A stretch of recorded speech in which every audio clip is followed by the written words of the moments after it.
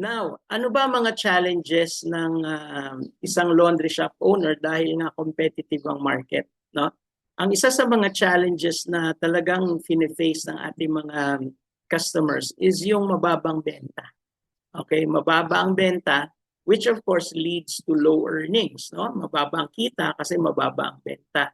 And of course, the reason for that is because nga of probably because of competition. Although maraming ibang factors ang pwedeng mag-contribute sa mababang benta, pero isa sa mga malalaking factors is yung presence of competitors, right?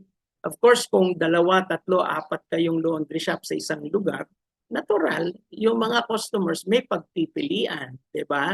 And unless you stand out and you create loyalty in your customers, malamang pupunta sila dun sa mga kalaban mo, especially if they offer low pricing. No? Ang tawag natin dyan, cutthroat pricing, meaning pinapatay ka nila sa presyo nila.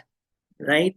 So sila pababaan ng presyo. Ikaw naman, syempre, hindi ka makasabay dahil pag sumabay ka, patay ka. Diba? Malulugi ka, hindi ka kikita. That's why they call it cutthroat pricing. At ang kanilang objective dyan, matira ang matibay. At pagka isa na lang ang natitira dahil na cutthroat na lahat, di ba? Di pwede niya na ngayong kontrolin ng presyo doon sa area na yon, right?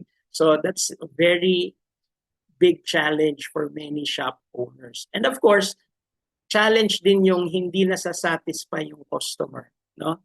Maraming mga complaints, maraming mga gusto na hindi naman pwedeng ibigay at a low price. For example, di ba? Kasi may mga customer, I want it at a low price, yet I want the best quality service na mabibigay mo. O di ba? Parang luging-lugi naman tayo doon, right? So the question is, what can we do so we can win even if we are faced with all of these challenges? So the question is, what do winners do? Siguro, Abby, tatanungin kita. Kung ikaw tatanungin, ano ba sa palagay mo ang ginagawa ng mga winners in the market para maka-overcome sila ng kanilang competition? Anong idea mo? I think to stand out. Stand out, yes. What do they do? From the rest, yes. And also you have to give a quality service po. Like, I think it's more of client-centered and person-centered. Kasi di ba po, when you have a company naman po, hindi lang naman po tinitingnan yung produkto mo. Yes. Or yung brand mo. Correct. But how you actually deliver it po. To the customer. That's it. All right. Sama ka. No? And that's the answer to this question. No? Winners focus on customer experiences. Yung kung paano ba na-experience ng customer mo, yung product mo, yung service mo, yung brand mo, di ba? Anong experience nila. So when they enter your shop, if it's going to be a laundry shop, pumasok ka sa laundry shop, ano ang ma-experience nila from the first moment they lay eyes on your signage. Doon pa lang sa signage, malaking bagay na. Then second, titignan nila yung interior mo. Ano bang experience nila sa pagtingin nila sa interior mo? Pagpasok niya sa shop, ano bang una niya ma-experience? Ma-feel niya ba welcome siya? Ma-feel ba niya importante siya? Ma-feel ba niya na safe siya sa loob ng shop mo? And all of that. Diba?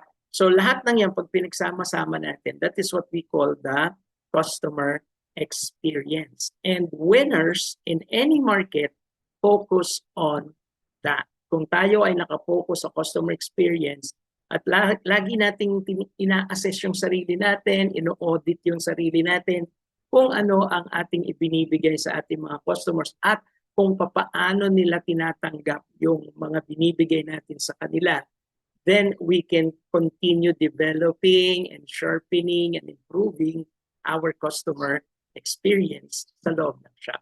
Diba? And the better it becomes, the more memorable it becomes, the more loyal your customers become. Diba? Now, let me prove this point to you.